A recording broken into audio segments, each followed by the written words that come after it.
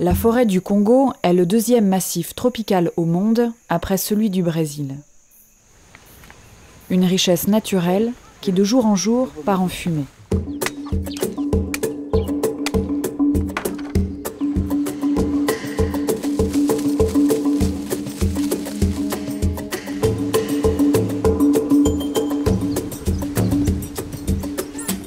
« 70 millions de personnes vivent au Congo, dont plus de 8 dans la seule ville de Kinshasa. Chacune de ces personnes cuisine au charbon de bois qui provient des forêts voisines. L'utilisation du charbon est ainsi la principale cause de déforestation. Mais le pays a-t-il le choix?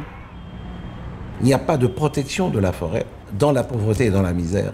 Il faut que la forêt, que la biodiversité, que l'eau deviennent des ressources, des mécanismes de lutte contre la pauvreté. Il faut qu'il y ait des initiatives de reboisement, de marché de carbone pour assurer le développement de la République démocratique du Congo et de sa population.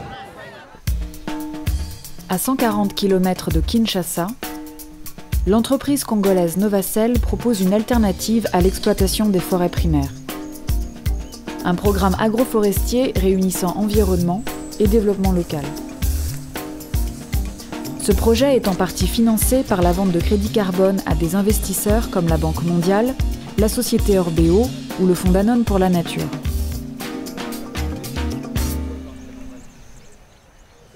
Le programme agroforestier ici sur le plateau des Batéké, Ibi Village, ça consiste à planter ensemble du manioc, culture vivrière, et des arbres. Alors la strate principale, c'est celle avec les acacias, pour lesquels nous avons des jachères forestières d'une durée de 5 ans. C'est-à-dire qu'après 2 ans, on récolte le manioc. Après 5 ans, on va couper les arbres pour en faire du bois de feu ou du charbon de bois. La rentabilité globale de la parcelle sera intéressante, d'autant plus que ça fait partie des parcelles championnes pour le stock de carbone ici. Vente de manioc ou de charbon renouvelable, crédit carbone. Le modèle agroforestier d'Ibi génère 3 produits, 3 formes de recettes.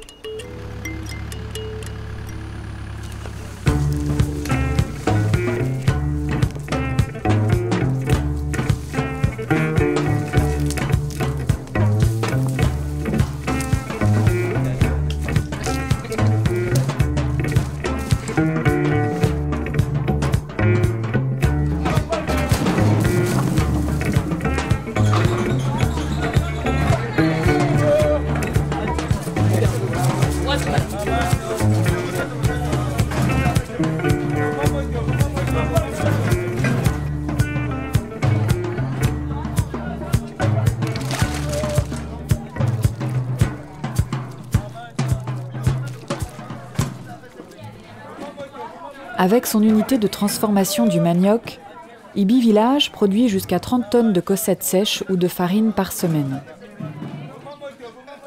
Les maniocs ici, après l'emballage, les maniocs est destiné soit à la population environnante, à la population locale ici, mais généralement la grande quantité est destinée à la population de Kinshasa. Le manioc constitue la base alimentaire de tous les Congolais. En vendant l'essentiel de sa production sur les marchés de la capitale, Novacell répond à un premier enjeu, celui de la malnutrition. Quand les acacias arriveront à maturité, l'entreprise commercialisera aussi son charbon renouvelable. Plus de travail, plus de revenus pour la population. Sur le domaine d'Ibi, près de 400 ouvriers et leurs familles bénéficient déjà du programme agroforestier. Et ce n'est qu'un début.